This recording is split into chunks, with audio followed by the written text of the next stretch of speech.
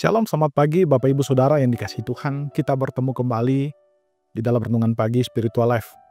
Pagi hari ini kita akan kembali melanjutkan pembacaan Alkitab kita yang sekarang terambil dari Kejadian pasal 46 ayat 1 sampai 7.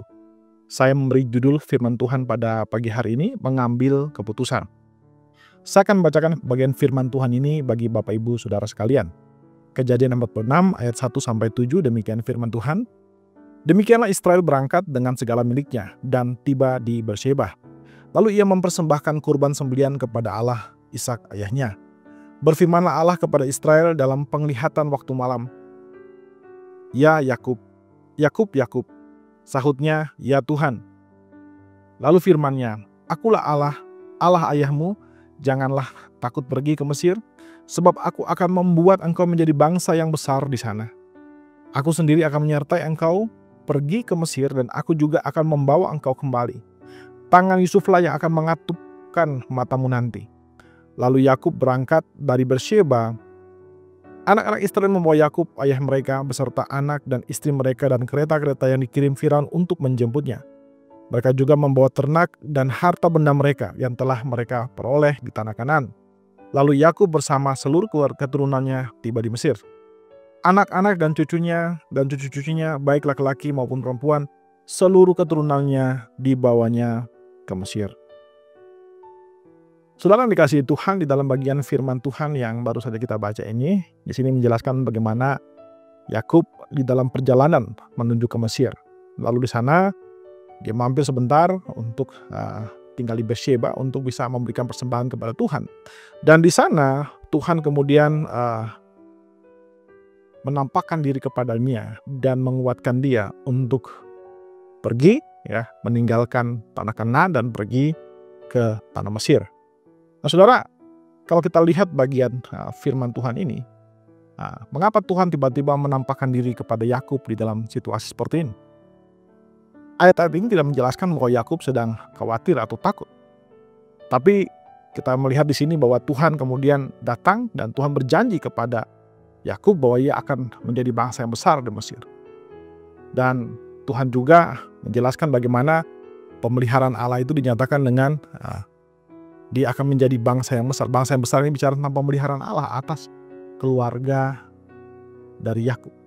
Nah, saudara, kalau kita membaca bagian ini, ada dua hal yang mungkin bisa kita pelajari dari bagaimana kita mengambil keputusan.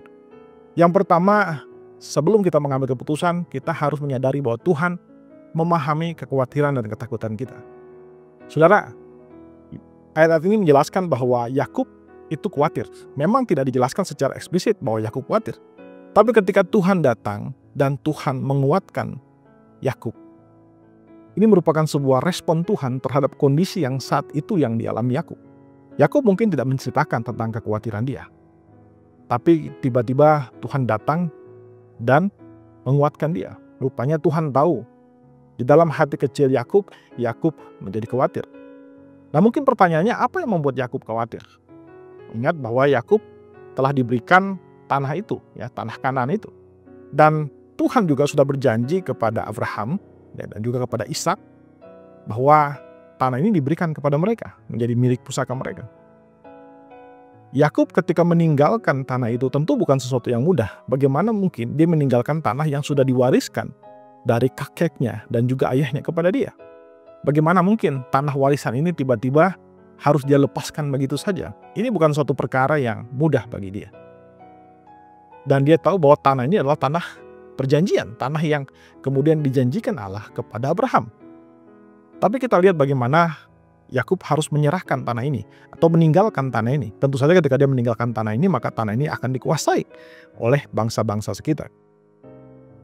Di dalam kegalauan seperti ini, maka Tuhan kemudian datang kepada Yakub untuk menguatkan dia supaya dia tidak khawatir.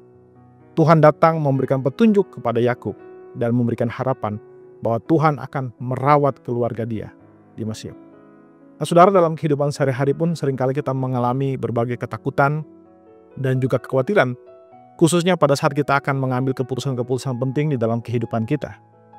Ketakutan itu lahir dari ketidakmampuan kita untuk mengetahui apa yang akan terjadi di masa depan. Tapi Tuhan tahu ketakutan-ketakutan kita, dan Dia datang memberikan kekuatan dan harapan kepada kita. Di hal pertama yang harus kita sadari adalah kita harus menyadari bahwa Tuhan memahami ketakutan dan kekhawatiran kita. Nah, hal kedua yang harus kita pahami juga adalah kita harus datang untuk berdoa dan meminta petunjuk kepada Tuhan. Saudara, Yakub menjadi khawatir dengan keputusannya. Ya mungkin tidak mengatakannya secara langsung, tetapi hal itu mungkin tersimpan di dalam batinnya. Karena itulah Tuhan datang untuk menguatkan dia. Nah, saudara, meskipun dia mungkin datang dengan kekhawatiran, ya dia mungkin memiliki kekhawatiran, tapi dia tidak hanya terjebak di dalam kebingungan dan kekhawatiran itu. Dikatakan di situ bahwa dia datang memberikan persembahan di Berseba kepada Tuhan, atau dengan kata lain dia berdoa kepada Tuhan di sana. Nah, saudara, di dalam kehidupan sehari-hari seringkali kita menghadapi ketakutan, khususnya ketika kita harus mengambil keputusan-keputusan penting dan besar di dalam kehidupan kita. Pada hari itulah kita harus datang meminta bimbingan Tuhan supaya kita bisa mengambil keputusan yang tepat sesuai dengan rencana Allah. Karena itu saudara, renungan pagi hari ini mengajarkan kita untuk belajar menyerahkan rencana kita ke dalam tangan Tuhan. Percaya bahwa Ia pasti akan menjaga kita dan Dia akan membimbing kita untuk mengambil keputusan yang tepat. Amin. Saudara, mari kita mengambil waktu sebentar untuk merenungkan firman Tuhan yang baru saja kita dengarkan. Saudara, apakah saat ini saudara sedang bergumul dengan keputusan-keputusan penting di dalam hidup saudara?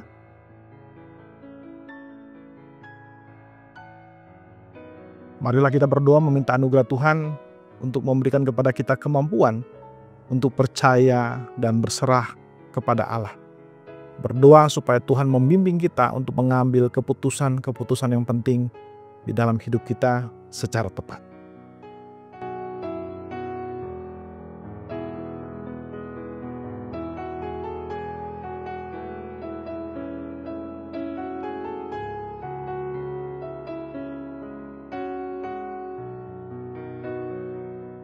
Saudara, marilah kita menyerahkan hidup kita dan seluruh rencana kita ke dalam tangan Allah.